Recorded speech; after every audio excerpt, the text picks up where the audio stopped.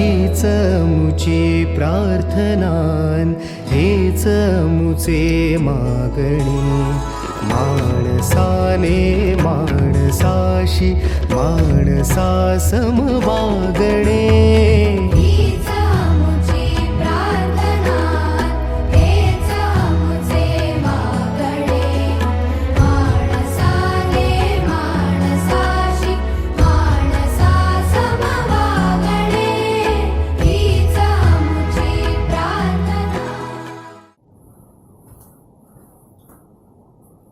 Hello students, application of potentiometer मध्ये आपण दोन ॲप्लिकेशन बघितले. First, comparison of EMF of two cells, and second, to determine the internal resistance of cell. ठीक आहे.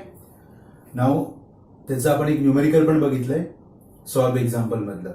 आज आपण अनसॉल्व एक्झाम्पल मध्ये न्यूमेरिकल्स बघणार आहे. ठीक आहे. नाव पहिल्यांदा आपण फॉर्म्युलाजची रिव्हिजन करू. Okay. Now first application of potentiometer was comparison of EMF of cell. ठीक आहे. पण त्याच्यामध्ये आपण दोन मेथड शिकलो. First individual cell method and second one was sum and difference method. ठीक आहे. मग आपण फॉर्म्युले कसे लिहिले होते बघा. First we wrote the formula like this. E1 is equal to K into L1. Right. Okay. मग आपण पहिल्या सेलचं काढून झाल्यावर दुसऱ्या सेलचं काढलं होतं. E2 is equal to K into L2. ठीक आहे. So this is the EMF of two cells. मग आपण रेशो घेतला होता. K is constant. So we got E1 upon E2 is equal to L1 upon L2. Fine. Okay, so this was the comparison of EMF by individual cell method, method 1. Okay, मग आपण काय केलं रे, then we connected two cells at a time. एकत्र connect केल्या होत्या आपण. तर त्यावेळेस मी डायरेक्ट फॉर्म्युला लिहितो आता. E1 upon E2 is equal to L1 plus L2 upon L1 minus L2. Okay. So this is the formula for comparison of two cells EMF by sum and difference method. Okay. But L1 क्या है? L1 is the reading when cells are connected in a such a way that they assist each other. Sum. And L2 is a reading when cells are connected to oppose each other. ठीक है.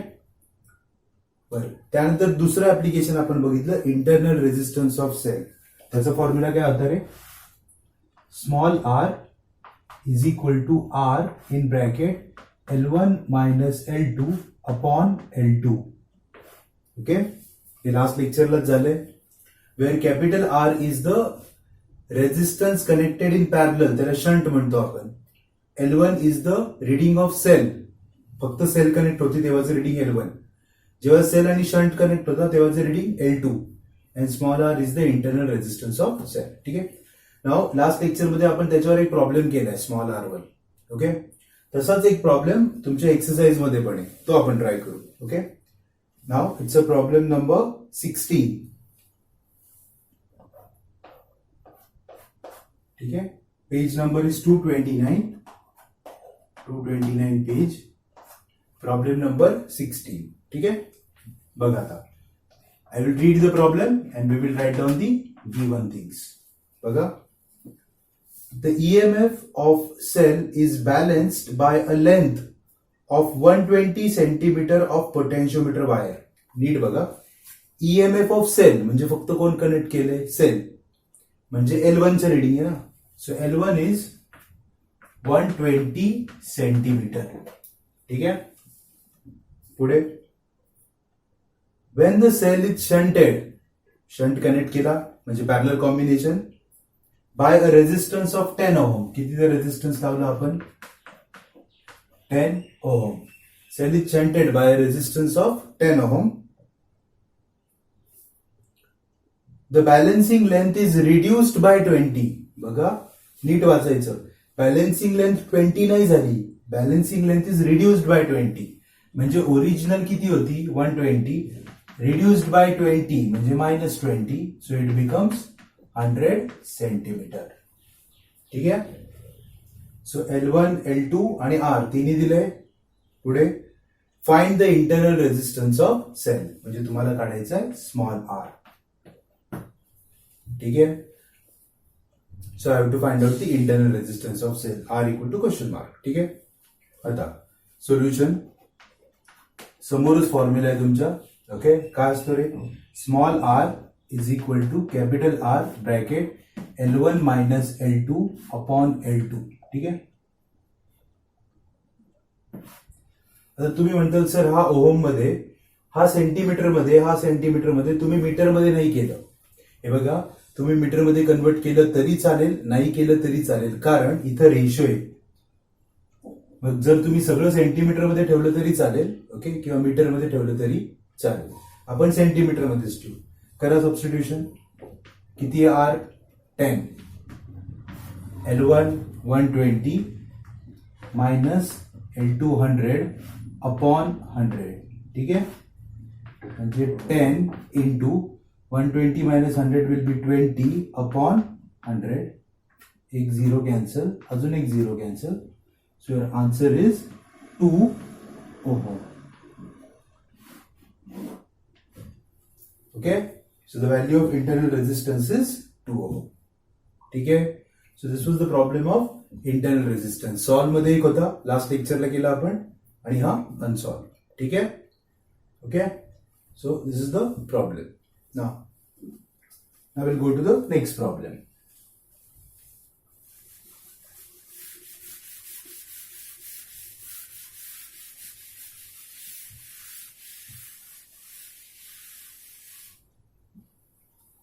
We're talking about problem number 15. This page number 229 is it? 229 page. Problem number 15. Okay.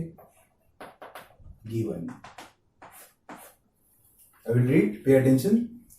When two cells of EMF E1 and E2 are connected in series so as to assist each other, their balancing length on a potentiometer is found to be 2.7 centimeter. बघा, cells assist करतायत. Assist म्हणजे सम method, म्हणजे हा problem आहे सम and डिफरन्सचा. आणि assist करतात तेव्हा reading असतं L1, अपोज करतात तेव्हा रिडिंग असतं L2. म्हणजे तुम्हाला L1 दिलाय 2.7 मीटर. ठीक आहे. असिस्ट करतायत ना, म्हणजे L1 दिलाय. When the cells are connected in series so as to oppose each other. आता काय केलं? Cells are connected in series to oppose each other. आता सेल्स अपोज करतायत. अपोज म्हटल्यावर काय रिडिंग असतं रे? L2. आणि ते किती दिले त्यांनी? 0.3 metre. Okay. Assist oppose. Compare the EMF of two cells, म्हणजे तुम्हाला काढायचं E1 upon E2. Okay. Simple problem आहे. The reading, when some methods reading दिले, difference methods reading दिले, E1 upon E2 विचारलाय. Okay. So we are going to use second formula, not first. First कुठला आहे रे? Individual cells आहे. सम आणि डिफरन्सचा नाहीये. Second formula sum and difference आहे. मग तो यूज करा. Solution E1 upon E2 is equal to L1 plus L2 upon L1 minus L2. Okay. करा बरं. L1 किती आहे? 2.7 प्लस 0.3 अपॉन 2.7 मायनस 0.3. आता बघा, या दोघांचे युनिट मीटर आहे. सी बघा, रेशो असल्यावर तुम्ही युनिट सेम ठेवायचं. मग मगाशी सेंटीमीटर दिलं होतं, मी कन्वर्ट नाही केलं कारण रेशो होता. वरती सेंटीमीटरचं कन्वर्ट केलं असतं, खाली कन्वर्ट केलं असतं, कॅन्सलच झालं असतं. आता दोन्ही मीटर मध्ये, मी मीटर मध्येच ठेवतो. 2.7 प्लस 0.3 किती येणार? 3. आणि 2.7 मायनस 0.3 येणार 2.4. सो 3 अपॉन 2.4 म्हणजेच काय आलं रे? E1 upon E2 is equal to 30 upon 24. काय नाही केलं मी, खालचा डेसिमल शिफ्ट केला, म्हणजे खाली 10 मल्टिप्लाय केलं, वरती पण 10 मल्टिप्लाय होणार. काय आलं? 30 अपॉन 24. सॉल्व्ह करायला 30/24 ला 6 5 जा 30, 6 4 जा 24, 5 upon 4 If you further solve it, 1.25. So E1 upon E2 is 1.25 upon 1. This is your answer. ठीक आहे, समजलंय? प्रॉब्लेम सम आणि डिफरन्सचा होता, हे कसं ओळखायचं ते देतात, असिस्ट और अपोज इच अदर. ठीक आहे, दिस वॉज द 15th. आता हे फॉर्म्युले रब करतो मी, आपल्याला अजून फॉर्म्युले लिहायचे.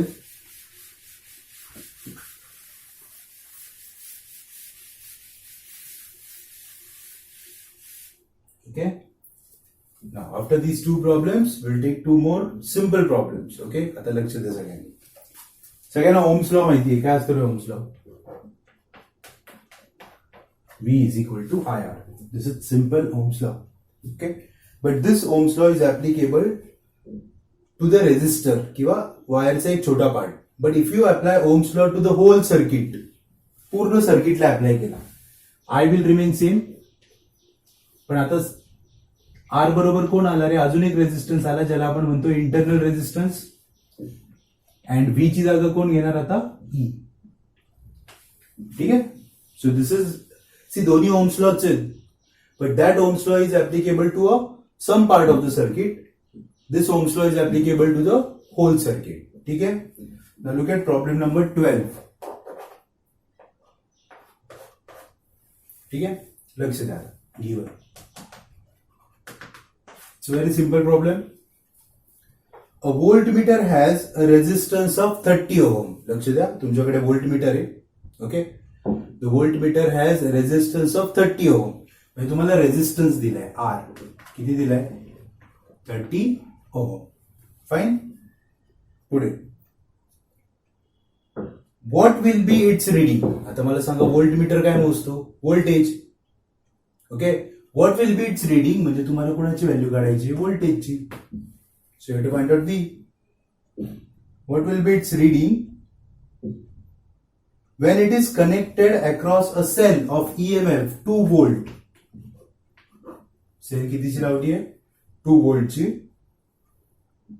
And having internal resistance of 10 ohm. And internal resistance is 10 ohm. ठीक आहे. बघा, व्होल्टमीटरचा रेजिस्टन्स दिलाय, ईएमएफ दिलाय बॅटरीचं, इंटरनल रेजिस्टन्स दिलाय, तुम्हाला विचारले व्होल्टेज. ओके, आता व्होल्टेज विचारले तर फर्स्ट फॉर्म्युला. सोल्युशन काय लिहिणार आपण? V is equal to IR. ठीक आहे, आर दिलाय, पण करंट दिलाय का रे? नाही, करंट नाही दिला. पहिल्यांदा तुम्हाला करंट कॅल्क्युलेट करायला लागेल, आणि त्यासाठी मी हा फॉर्म्युला वापरतो. जर तुम्हाला आय कॅल्क्युलेट करायचं, ही टर्म इकडे येईल ना, म्हणजे काय येणार आहे? E upon R plus R equal to I. So instead of I, what I am going to write down? E upon R plus R into R. आता बघा, सगळं दिलेलं आहे, सबस्टिट्यूट करा. ईच्या जागी it's 2 volt upon R is 30 plus 10 into R is 30. करा. 2 into 30, 60 upon 40. 0 gets cancelled. 6 upon 4 म्हणजे 1.5. So what is the value of voltage? 1.5 volt. याचा अर्थ तुमचं व्होल्टमीटर किती रिडिंग दाखवणार? 1.5 volt. समजलं? सिंपल प्रॉब्लेम आहे. आता 2 मार्काचाच प्रॉब्लेम आहे. ओके, कळलं? पण काय केलं आपण? त्यांनी तुम्हाला व्होल्टमीटरचा रेजिस्टन्स दिला होता, बॅटरीचं ईएमएफ आणि इंटरनल रेजिस्टन्स दिला होता. आपल्याला त्याच्या व्होल्टमीटर मधलं रिडिंग विचारलं, म्हणजे व्होल्टेज विचारलं. Fine. So this was problem number 12. Okay, now exactly same problem आहे प्रॉब्लेम नंबर 20. ओके, त्याच पेजवरचा प्रॉब्लेम नंबर 20 एक्झॅक्टली सेम आहे. ओके, मी वाचतो आणि ह्याच्यातच चेंजेस करतो. बघा इकडे, a voltmeter has resistance of 100 ohm. आता बघा, मगाशी किती दिला होता रे? 30 ना. आता किती दिलाय? 100. आपण करू इथे changes. We are doing problem number 20. 100 ohm. Fine. What will be the reading in voltmeter, म्हणजे परत व्ही काढायचंय. When it is connected across a cell of EMF 2 volt and internal resistance 20 ohm. EMF 2 व्होल्टच आहे, पण internal resistance किती दिलाय? 20 ohm. समज exactly same problem आहे. Okay, तुम्ही कॅल्क्युलेशन करू शकता. सेम फॉर्म्युला चेंज होणार का? नाही, फक्त थोडेसे इथले नंबर्स चेंज होणार. बघा आता तोच formula V equal to I R. I माहित नाहीये करंट, सो आयला काय लिहिला आपण E upon R plus R into capital R. Common substitute 2 upon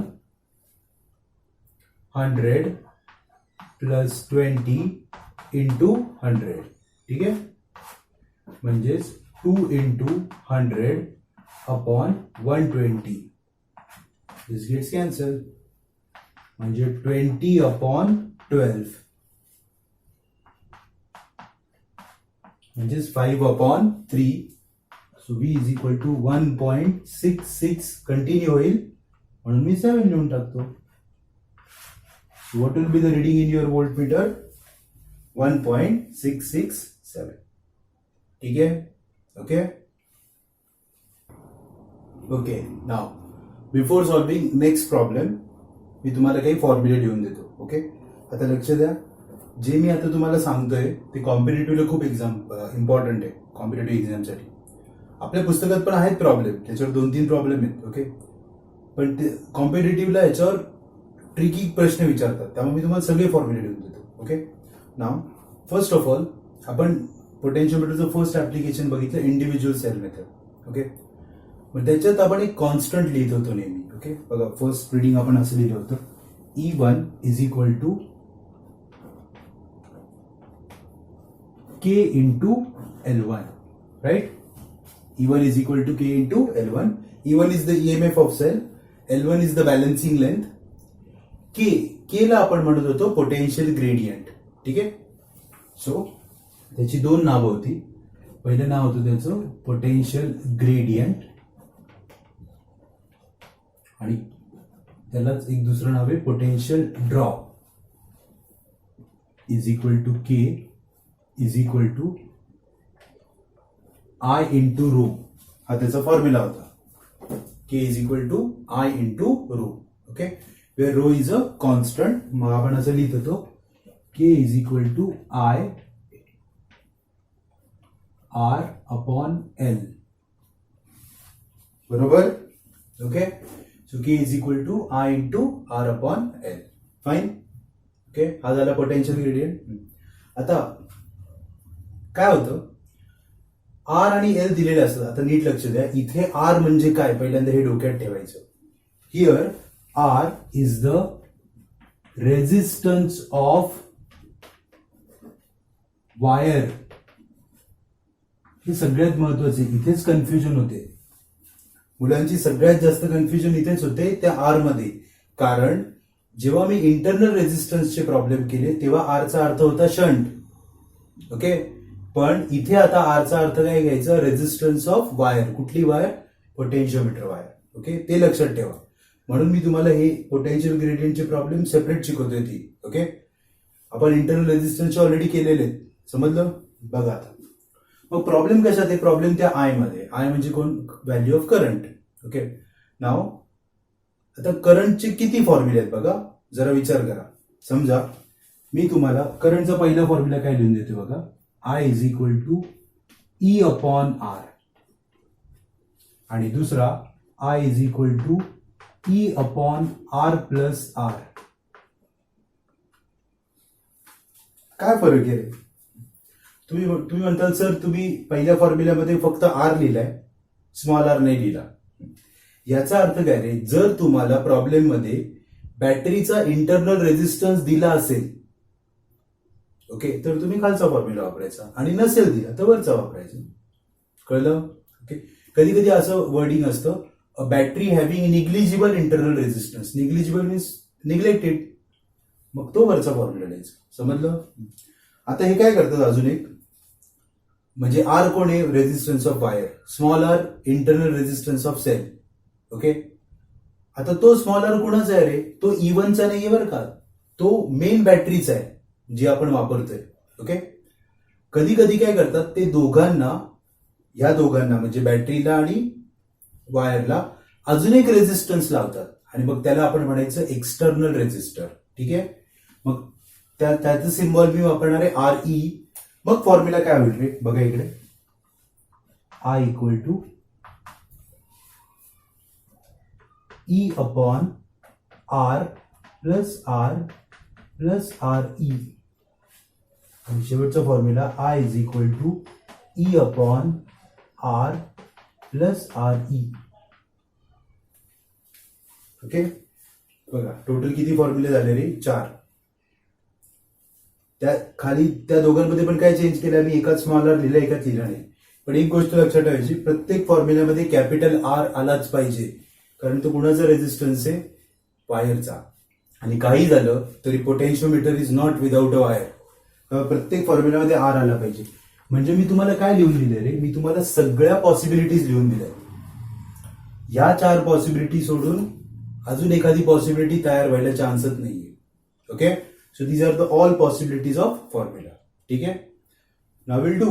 okay, काय करायचं आता आपल्याला, न्यूमेरिकल्स. बघा, I start with problem number 14. Okay, ठीक आहे.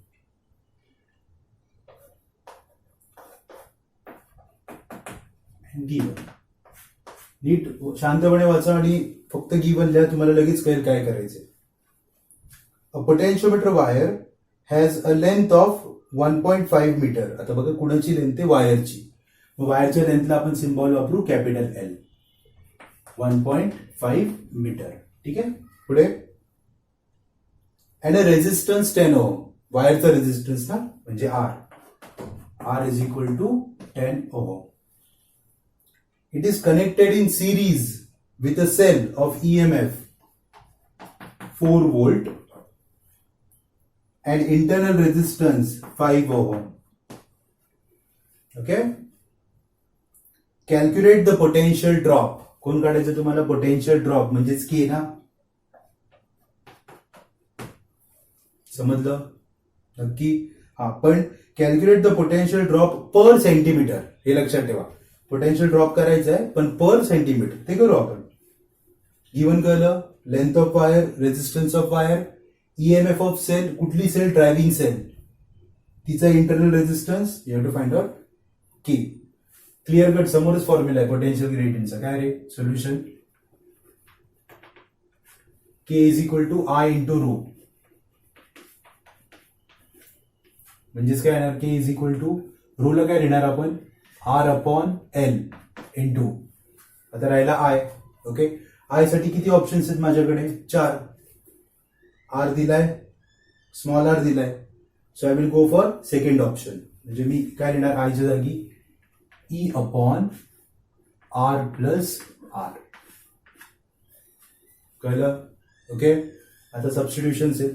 What is value of E, 4 upon R is 10 plus 5 into R is 10 upon 1.5. कळलं? Okay, calculation से करा. 4 upon 15 into 10 किंवा 100 अपॉन 15. ठीक आहे, सो 400 अपॉन 225. 400 अपॉन 225. ठीक है,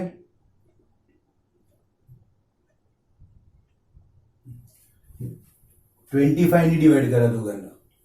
ओके, किती येईल 25 ने डिवाइड केला, 25 1 जा 25, 15 राहिले, 25 6 जा 150 अपॉन 9 जा 16 अपॉन 9.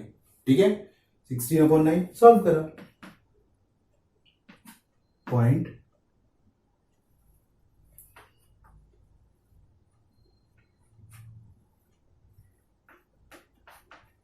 77 कंटिन्यू होते 1.77. मग आपण 8 लिहून टाकू. ओके, 1.778 वोल्ट बघा ना वरती काय पोटेन्शियल ग्रेडियंट ना, म्हणजेच काय व्ही अपॉन एल. पोटेन्शियल म्हणजे व्ही अपॉन ग्रेडियंट म्हणजे डिस्टन्स. सो हे आलं 1.778 वोल्ट पर मीटर. कॅल्क्युलेशन झाले. पण त्यांनी काय सांगितलं रे तुम्हाला, वोल्ट पर सेंटीमीटर ना, मला कन्वर्ट करा. 1.778 वोल्ट पर, आता मीटरचं काय करा, सेंटीमीटर. 1 metre is 100 centimetre. जे उत्तर आलं 0.01778 volt per centimetre. So I got the answer. समजलंय काय काढलं आपण, के म्हणजे कोण, पोटेन्शियल ग्रेडियंट. ओके. आता तुमच्या पुस्तकात के लिहिलंय म्हणून मी पण के लिहिलं, पण कधी कधी त्याला व्ही अपॉन एल असं लिहिलं तरी चालतं, कारण पोटेन्शियल अपॉन लेंथ आहे ना तो. ओके. पण तुमच्या बुकमध्ये के यूज केला म्हणून आपण सगळीकडे केच वापरू, काही प्रॉब्लेम नाही. समजलं numerical. Okay. So here we calculated the potential gradient. त्यांनी सांगितलं आता वोल्ट पर सेंटीमीटर करा, मी वोल्ट पर सेंटीमीटर केलं. ठीक आहे. Now next.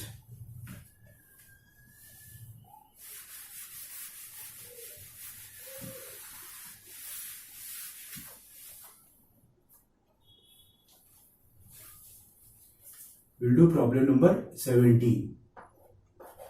बघा 17 बघा काय. A potential drop per unit length along the wire is 5 into 10 raised to minus 3 volt per meter. Potential drop म्हणजेच के दिलाय ना यावेळेस. K is equal to 5 into 10 raised to minus 3 volt per meter. पुढे. If the EMF of cell balances against a length, एक sale लावली आहे. Okay. तिचा EMF balance होते, म्हणजे बॅलन्सिंग लेंथ म्हणजे L1 दिलाय ना 216 सेंटीमीटर. ठीक आहे. Find the EMF of cell. तुम्हाला काढायचं ईएमएफ ऑफ सेल, E1 काढायचं. ठीक आहे. आता क्लिअर कट आहे. ओके. के दिलाय, L1 दिलाय, ई काढायचं आहे. फक्त हा वोल्ट पर मीटर आहे, हा सेंटीमीटर चालणार नाही, मग ह्याला मीटर मध्ये करा. 216 centimetre means 2.16 metre. Okay. Now to find, म्हणजे बघा ही झाली इंडिव्हिज्युअल सेल मेथड, एकच सेल कनेक्ट केली आहे.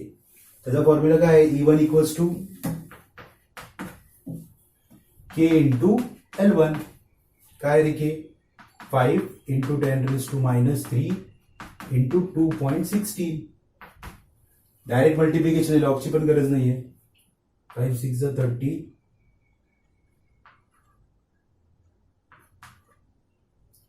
10.80 इंटू 10 रेज टू मायनस 3, म्हणजे E1 आला 0.0108. EMF आहे म्हणून volt. So the EMF of cell is 0.0108. Correct आहे. कळलं, समजलं, दोन्ही कळले, दोन्ही सिंपल होते. फक्त कन्फ्युजन करून घेऊ नका, काय विचारलं ते नीट बघायचं आणि मग लिहायचं. ठीक आहे. Fine. Now the last problem.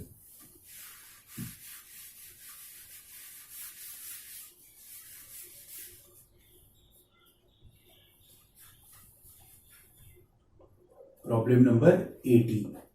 बघा आता काय करायचं. The resistance of potentiometer wire R, किती दिलाय R, 8 ohm. And length of wire 8 metre. Resistance box, नीट लक्ष द्या आता. Resistance box and a 2 volt battery are connected in series. म्हणजे ईएमएफ किती आहे, 2 वोल्ट आहे, आणि त्याच्याबरोबर बॉक्स लावलाय म्हणजे एक्सटर्नल रेजिस्टन्स लावलाय, RE लावलाय, पण त्याच्याबद्दल काही बोलत नाहीत ते. पुढे. What should be the resistance in the box, म्हणजे हाच काढायचा आहे तुम्हाला. If it is desired to have a potential drop, म्हणजे के. पोटेन्शियल ड्रॉप म्हणजे के ना, K equal to 1 microvolt per millimetre. Okay. 1 microvolt per millimetre. ठीक आहे. फाईन. करू आपण प्रॉब्लेम. आता लक्ष द्या इकडे. सगळ्यात पहिल्यांदा हा ओम, हा मीटर, हा वोल्ट, एसआय युनिट आहे. Micro volt millimetre not SI unit convert करा. 1 इंटू मायक्रोचं वोल्ट म्हणजे 10⁻⁻6 वोल्ट पर म्हणजे अपॉन मिलीमीटरचं मीटर म्हणजे 10⁻⁻3. पण ते खाली का कारण ते अपॉन आहे ना, पर आहे ना. -3 वर गेला +3 म्हणजे किती आलं ते 10⁻³ वोल्ट पर मीटर. हा आला के. जमलं? कन्व्हर्जन कळले का? Micro is 10⁻⁻6. मायक्रो काढलं 10⁻⁻6. मिलीमीटरचं मीटर करायचं म्हणजे 10⁻⁻3. पण ते मिलीमीटर डिनॉमिनेटरला आहे म्हणून मी -3 पण डिनॉमिनेटरला लिहिला. ठीक आहे. Now will solve. सोल्युशन बघा इकडे. के पोटेन्शियल ग्रेडियंटचा formula K equal to I into rho. K equal to रोला काय लिहितो आपण आर अपॉन एल. आता आय साठी कुठला फॉर्म्युला लिहायचा आता नीट बघा. आर तर दिलाय तुम्हाला, स्मॉल आर दिलाय का रे? नाही.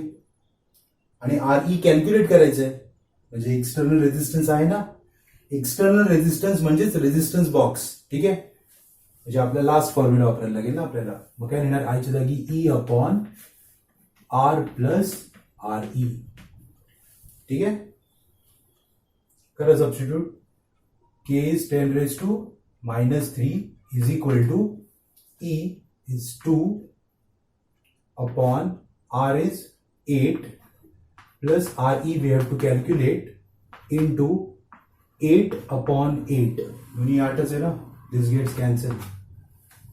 आता हे कॅल्क्युलेशन करायचं. आता हे कसं करायचं बघा. हा ब्रॅकेट आहे ना, हा इकडे घ्या. काय होईल मल्टिप्लाय ना. आणि हा 10⁻³ इकडे घ्या. म्हणजे असं 8 plus R E is equal to 2 upon 10⁻⁻3. जमलं? 10⁻⁻3 वर घ्या. 2 इंटू 10⁻³ म्हणजे ते आलं 2000. ओके. आणि लेफ्टला कोण आहे 8 plus R E. So R E is equal to 2000 minus 8. So R E is equal to 1992 ohm. Okay. So these are the calculations. समजलं? जेव्हा तुम्हाला एक्सटर्नल विचारतात ना तेव्हा ती टर्म डायरेक्ट इकडे घ्यायची, न्यायला खाली घ्यायचं. लगेच सॉल्व्ह होतं प्रॉब्लेम. ठीक आहे. आता इथे प्रॉब्लेम काय बघा. पुस्तकात उत्तर वेगळे आहे, त्यांचं उत्तर चुकलंय. त्यांची काय चूक झाली हे पण मी तुम्हाला सांगतो. ईएमएफ किती दिला रे? 2 ना. त्यांनी तो चुकून 20 घेतला. बघा आता जर आपण ईएमएफ 20 घेतला तर काय होईल रे? इथं 2च्या जागी 20 येईल, इथं पण 20. मग इथं 20,000 येईल. जे 2000 आले ते 20,000 येईल ना. आणि 20,000 मायनस 8 ओके विल बी 19,992. त्यांनी चुकून ते 15,992 लिहिले. So it's a mistake. Okay. त्यांचा आन्सर चुकलेलं आहे. तुम्हाला प्रोसिजर कळली. हा प्रॉब्लेम लास्ट इयर पण होता. हेच आन्सर होतं त्याचं. ठीक आहे. प्रोसिजर समजून घ्या. 2 व्होल्टच घेऊन यूज केलं आपण. बुकमध्ये आन्सर चुकलेले. ठीक आहे. So these are the problems of potentiometer. So पोटेन्शिओमीटरचे सगळे प्रॉब्लेम झाले. आपण पोटेन्शिओमीटरमध्ये प्रिन्सिपल आणि 2 ऍप्लिकेशन शिकलोय आणि सगळे न्यूमेरिकल्स झाले. ओनली 3rd ऍप्लिकेशन आणि ऍडव्हान्टेजेस राहिले. That will cover in next lecture. Okay. Thank you.